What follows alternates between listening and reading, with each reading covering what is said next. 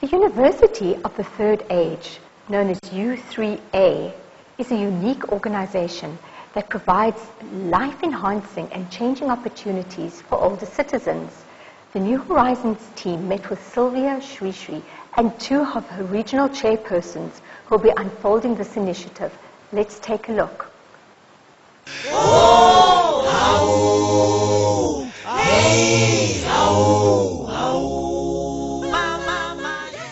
Well, U3A is a voluntary organization, international, and its purpose is to provide stimulation and socialization to senior citizens.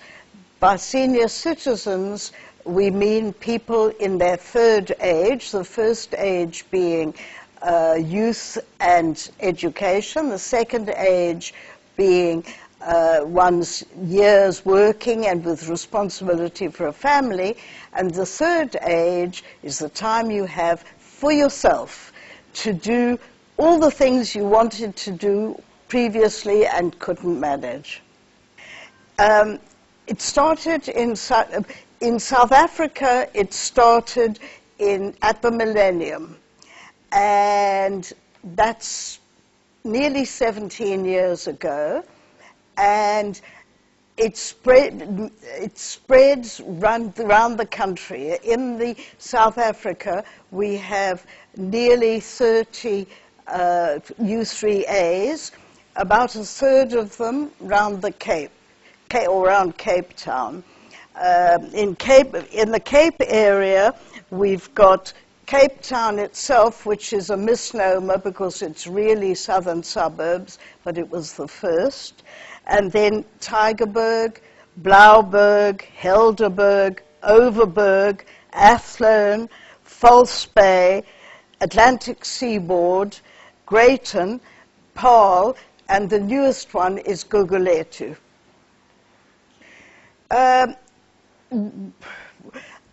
Most U3As meet in plenary once a month in their general meetings. Courses are held wherever we can, largely in members' homes. If they get too big for that, we move to public facilities like library activity rooms, community halls, and we also make good use of the public rooms of retirement villages as meeting places for the courses. You fill in an application form and you pay the annual subscription, which varies between about 30 and 60 Rand a year, and after that it's almost free, 5 Rand per session for courses, and that mostly includes a cup of tea and a biscuit. Well, it depends very much on the U3A. Now, we are lucky in Cape Town because we are one of the bigger ones. So we offer about 70 courses during the month. You know, some once a week, some once a month. And they range from scientific, like natural history, and environmental topics. We then have the languages, Afrikaans, German, French, Italian, easy corsa, conversational or learning, and literature and history. And then we also have a number of DVDs on ballet and opera. And we have an orchestra, which has just started. And we also have practical works, for example, painting with acrylics. And we're going to have talks on art, etc. So there's a very wide range. The one thing we do not offer is cutting-edge, latest technology or science, because most of our members would not be able to cope.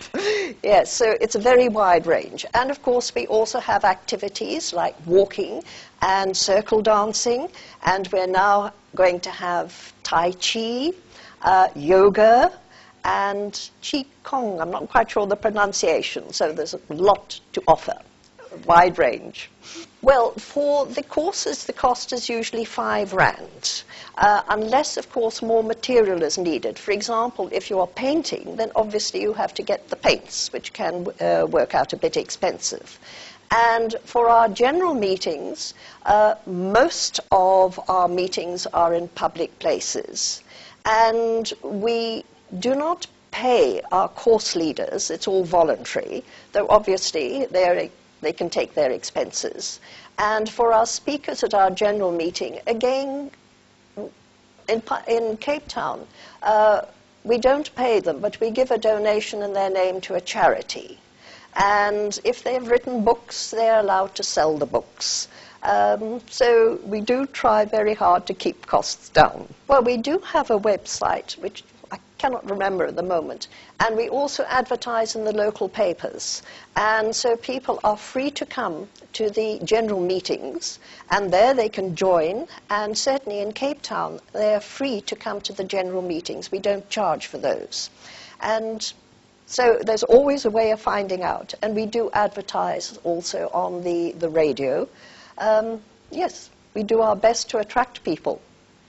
Each U3A has what we call a speaker seeker, whose job it is to go and hound people to come and talk to us. So people make use of their own contacts. For instance, I chair Athlone.